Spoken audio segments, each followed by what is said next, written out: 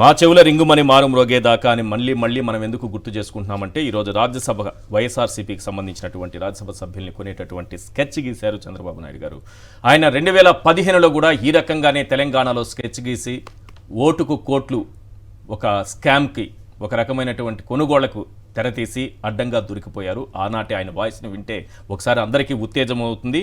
మా చెవుల రింగుమని మారు మ్రోగేదాకా ఈ వాయిస్ వింటూనే ఉంటామన్నట్టుగా ఒకసారి ఆ వాయిస్ ప్లే చేస్తే అదైన తర్వాత మన అతిథులతో మాట్లాడదాం.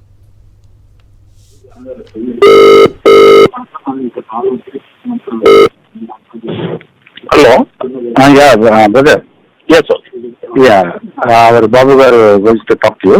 You on the line? Yeah, please. Hello. Sir, good evening, sir. Good evening, brother. How are you? Yes, fine, thank you. Man, all they briefed me. Yes, sir. I am with you, don't bother. Right, sir. For everything, I am with you. What all they spoke, we'll honor. Yeah, right, sir. And freely you can decide, no problem at all. Okay, sir. That is your commitment, we will work together, no problem. Right. Thank you. Welcome. Thank you. Right. Prasad గారు, ప్రజాస్వామ్యాన్ని అపహాస్యం చేసేలా చంద్రబాబు నాయుడు గారు చేసినటువంటి పని, అడ్డంగా దొరికిపోయారు, book అయిపోయారు. ఆ వాయిస్ అయిందని తెలుసు, దాన్ని ఎన్ని ట్విస్టులు చేశారంటే నా వాయిస్ ఎవరు రికార్డ్ చేశారు, ఇది కాల్ ట్యాపింగ్, ఏదో ఫోన్ ట్యాపింగ్ అంటారు, అదంటారు, ఇదంటారు.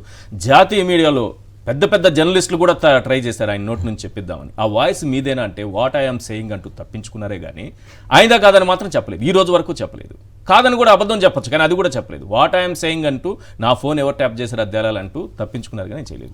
ఇంత జరిగి అభాసు పాలయ్యి రాష్ట్ర ప్రయోజనాలు తాకట్టు పెట్టి ఏపీకి పారిపోయి వచ్చి అక్కడ మళ్ళీ 23 మంది ఎమ్మెల్యేలను కొని అందులో కొందరికి మంత్రి పదవులు ఇస్తానని ఆశ చూపి ఇవ్వకపోతే అదే మానసిక క్షోభతో భూమా నాగిరెడ్డి మరణించిన విషయం ఇవన్నీ చూస్తూ ఉండగా మళ్ళీ ఇదే వ్యాపారం, మళ్ళీ ఇవే కొనుగోళ్ళు. ఏంటి చంద్రబాబు తత్వం? ముందుగా సాక్షి టీవీ ప్రేక్షకులకు నమస్కారం అండి. అలాగే ప్యానల్లో ఉన్న చంద్రశేఖర్ గారికి మీకు కూడా నమస్తే. నమస్తే సార్. ఇప్పుడు 11 మంది రాజ్యసభ ఉన్నారు, 164 గెలిచిన తర్వాత మనకి ఒక్కరు కూడా లేకపోవడం అనేది ఫస్ట్ ఆఫ్ ఆల్ మింగుడు పడిన విషయం. ఇప్పుడు దానికి తోడు మీకు 28, 29 దాకా almost it is not impossible at all.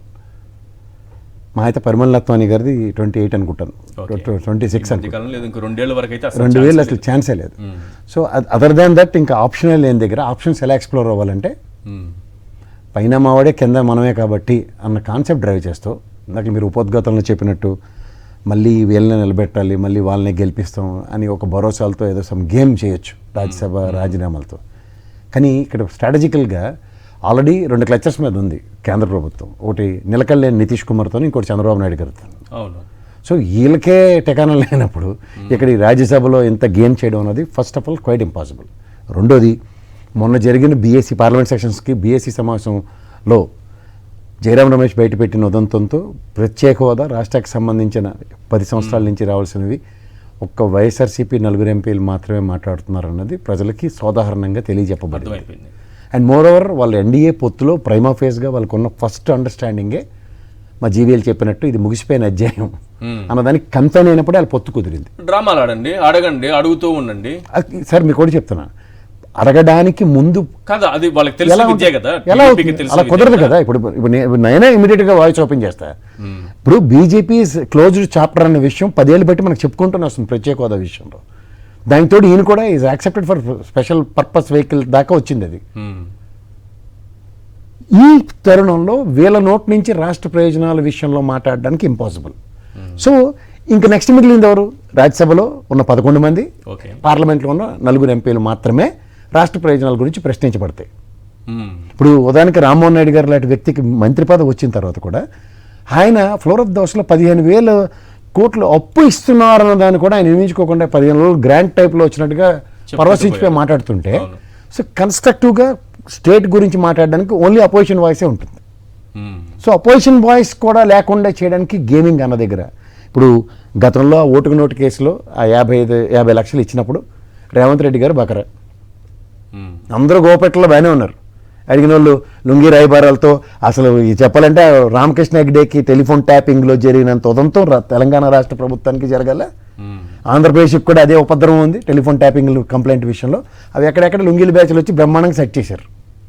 తదనంతర పరిణామాల్లో రేవంత్ రెడ్డి గారు మాత్రమే is become a scapegoat for it. జైలుకి వెళ్ళొచ్చారు వాళ్ళ అమ్మాయి పెళ్లి ముందు.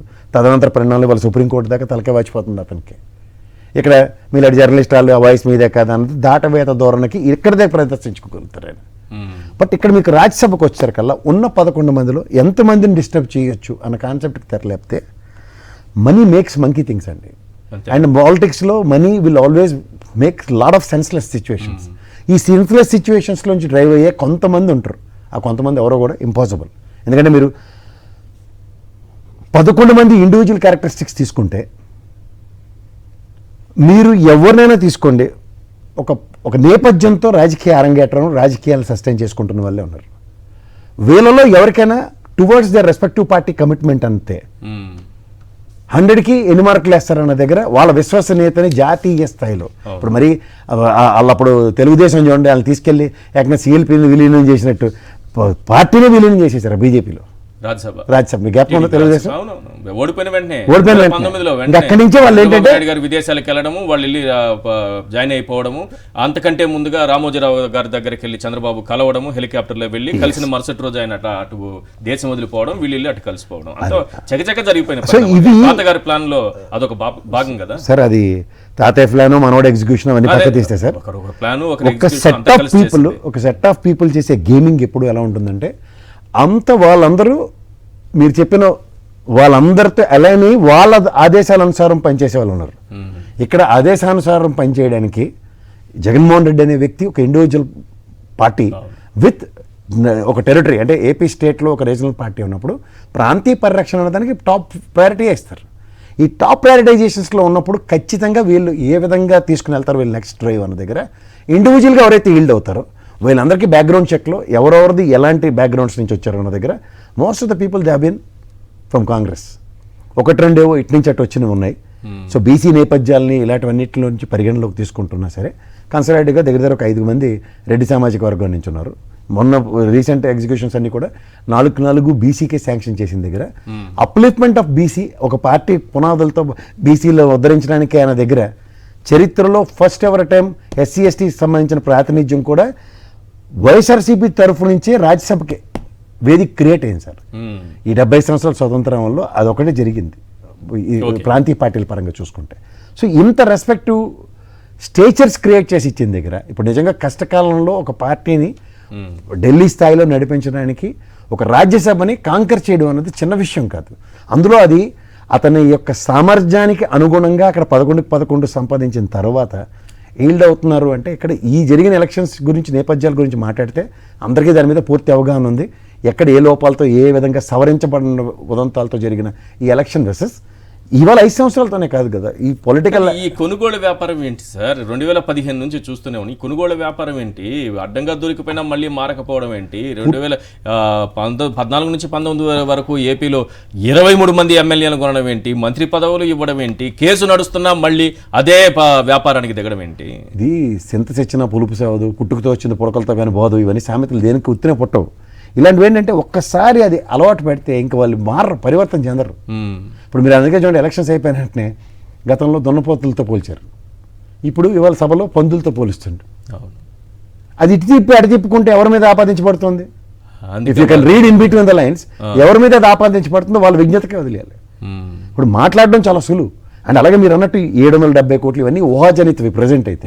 ఇది యాక్షన్ ఫ్రంట్ లో ఇవాళ కాదు. ఇప్పుడు ఇంటెలిజెన్స్ పవన్ కళ్యాణ్ గారు వైఎస్ఆర్సీపీ నష్టపోతుందా? వైఎస్ఆర్సీపీకి నష్టమైనా నష్టం లేదు సార్, కానీ నష్టపోతుంది రాష్ట్రం. ఇది ఫస్ట్ ప్రజలు గర్భించగలగాలి. ఎందుకంటే ఒక వాయిస్ ఒక అపోజిషన్ పార్టీ, ఎందుకంటే వీళ్ళు ఎన్డీఏ కూటమిలో ఉన్నారు. అక్కడ పార్లమెంట్లో కానీ రాజ్యసభలో కానీ పల్లెత్తి మాట మాట్లాడరు. ఇప్పుడు వీళ్ళు ఎవరైనా ఈల్డ్ అయితే అది పార్టీ లైన్ అవుతుంది కదా, ఎన్డీఏ లైన్ అవుతుంది. ఎన్డీఏ లైన్లో రాజ్యసభలో ఎవరైనా మాట్లాడి దమ్ము ధైర్యం ఉంటుంది. సో ఆబ్వియస్గా స్టేట్ ప్రయోజనాలు ఏవైతే ఉన్నాయో, ఉదాహరణకి మనకి ఈ ప్రత్యేక హోదాకు సంబంధించిన విషయం వాళ్ళు ముగిసిపోయిన అధ్యాయం అన్నా సరే గలవ వినిపిస్తుంది వైఎస్ఆర్సీపీ నిన్న బీఎస్సీ సమావేశం నేను ఇందాక చెప్పినట్టు. రెండోది రైల్వే జోన్ విషయంలో ఖచ్చితంగా అది చర్చబుల్ అంశం అవ్వాలి. పోలవరంకి సంబంధించిన విషయాలు ఉన్నాయి. అలా కాకుండా విశాఖ స్టీల్ ప్లాంట్ విషయం ఉంది. సో ఈ ఎన్డీఏ కూటమిలో వాళ్ళ ఎజెండా ఏంటి? బీఆఫర్కి రిఫర్ చేస్తున్నాం, లేకపోతే దీనికి లాసెస్ ఎంకర్ అయ్యే ఆల్రెడీ మేము డిజిన్వెస్ట్మెంట్ స్కీమ్లో దీన్ని తీసుకెళ్తున్నాం అన్న దగ్గర వాయిస్ ఎక్కడి నుంచి వస్తుంది? ఓకే, సో ఓన్లీ పాసిఫికేషన్స్కి ఆ మలం రాస్తే సబ్మిస్ అయిన ఈ 21 మంది వర్సెస్ 4 పార్లమెంట్ 11 మంది రాజ్యసభ, ఇదే ఇప్పుడు ఉన్న మనకి లాస్ట్ హోప్. రైట్. సో ఈ లాస్ట్ హోప్ ఎప్పుడైతే మనకి ఈల్డ్ అవ్వకుండా చూసుకోవాల్సిన బాధ్యత కూడా మన మీద ఉంటుంది. ఇప్పుడు ఉదాహరణకి జగన్మోహన్ రెడ్డి గారు ఈ 11 మందితో రేపల్లుండో ఒకసారి ఢిల్లీలో లేదంటే వాళ్ళని పిలిచి మాట్లాడడమో ఒకసారి కన్స్ట్రక్టివ్ గా చేసుకోకపోతే మాత్రం, ఎందుకంటే కీడించి మేలించడం చాలా ఉత్తమం సార్. ఎందుకంటే వెనక నుంచి తవ్వే గోతులకి నిజంగా ఆ రోజు కూడా సార్ కరెక్ట్ మంచి పాయింట్ చెప్పారు మీరు. 67 మంది ఎమ్మెల్యేలని ఆయన రెక్కల కష్టం మీద గెలిపించుకున్నారు సార్. 67 మంది ఎమ్మెల్యేలు గెలిపించుకున్నారు. ఆయన రెక్కల కష్టం మీద గెలిపించుకున్న ఎమ్మెల్యే 23 మందిని ఎట్లా తీసుకున్నారు, వాళ్ళు ఎలా వెళ్ళిపోయారు ఇప్పటికీ అర్థం కాదు సార్. ఒకటి గుర్తుంచుకోండి, ఒక ప్రాంతీయ పార్టీలో ఒక మనిషి యొక్క కష్టమే దాని ఫలితం ఎమ్మెల్యేలు. ప్రధానికి ఎవరు గెలిచినా సరే ఒక వ్యక్తి చేసిన డ్యామేజ్ని మళ్ళీ పాసిఫై చేస్తూ అలా నిలబడితే చంద్రశేఖర్లో గెలవాల్సి వస్తుంది. So in the same scenario the person who works hard, who gives efforts, ఎవరిని చూసి వస్తుంది అది, నాయకుడిని చూసి వీళ్ళకి వస్తుంది. వీళ్ళైతే ఇలా ఫస్ట్ టైం ఎమ్మెల్యేలు ఎలా అవుతారు సార్? ఆ నాయకుడు ఇచ్చిన స్ఫూర్తే కదా. ఆయన బాటలో నడిచి ఈ ఫలితాలని ప్రజలకు అందించే కార్యక్రమంలో 5-10 రెట్లు పరిగెట్టే నేపథ్యాలు ఉన్న వాళ్ళే గెలుచుకుని వచ్చారు చూసుకోండి ఇంత కష్టకాలంలో. సో ఆర్ సర్కమ్స్టాన్సెస్ ఎదుర్కొని గెలిచిన వైఎస్ఆర్సీపీ చూసుకుంటే 175కి 175 ఏం చేసిన దగ్గర 11కి కన్ఫైన్ అవ్వచ్చు, వాళ్ళు 164 స్థానాలు ఎగబాకొచ్చు. కానీ నాయకుడి చుట్టూ పరిభ్రమించే రాష్ట్ర రాజకీయాలు ఈ ప్రాంతీయ పార్టీల పరంగా అధినాయకుడికి ఎవరైతే ఎలైన్ అయి పనిచేస్తారో దాంతోపాటు రాష్ట్ర ప్రజలు ఖచ్చితంగా పరిరక్షించబడతాయి. ఇప్పుడు చూడండి, నవరత్నాల పథకాలతో రాష్ట్రాన్ని సుభిక్షంగా కాపాడుకున్న జగన్మోహన్ రెడ్డికి ఇవాళ మొదటి రోజుల్లోనే చేతులు ఎత్తేశారు. ఇది రాష్ట్ర పరిధి, ఇది మనకి దేశ పరిధిలో ప్రాంతం పట్ల అవకాశం ఉన్నవాడు మాత్రం కదా మాట్లాడగలుగుతాడు. ఇక్కడ ప్రజలను ఏదో ప్రాంతీయ పార్టీలో పరంగా ఏదో కింద మీద పడి ఏదో పరిరక్షించుకుంటాయి, కానీ అక్కడి నుంచి ప్రాపర్ ఎలకేషన్స్ వాయిస్ ఎవరు ఇస్తారు? అవును.